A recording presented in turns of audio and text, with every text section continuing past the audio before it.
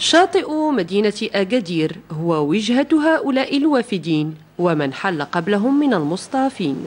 غايتهم قضاء ساعات معدودات متمتعين تحت دفء أشعة شمس يوم ربيعي بأنواع شتى من الأنشطة الرياضية والهوايات المسلية، الصغار والكبار في ذلك سيان. واخترنا نبدلوا شويه الجو، جينا نتبحروا شويه ونبدلوا شويه الجو، عاد نرجعوا عاوتاني نبريباريو والامتحان قريب ان شاء الله. انا جيت من الدار البيضاء جيت هنا لبحر أكادير، تيعجبني كل عام تنجي ليه وتنجيب وليداتي وتنستمتع بهذا البحر. أسر مغربية أخرى تفضل الفضاءات البعيدة عن صخب المدينة كشاطئ تغزوت الذي يتمتع بمنتزهين طبيعيين، حيث يحلو لهم إعداد وجبة الغداء.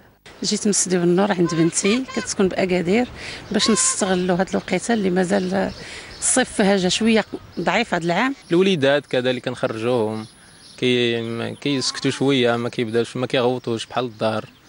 واشنو والماكله كذلك هنايا في البحر كتجي زوينه، كتجي بنينه ماشي بحال الدار. لا شك أن لنسيم البحر فضل في فتح شهية زواره، ولدفء الشمس فوائد كفيلة بتجديد حيوية من أنهك العمل طاقته، بشرط لا إفراط ولا تفريط.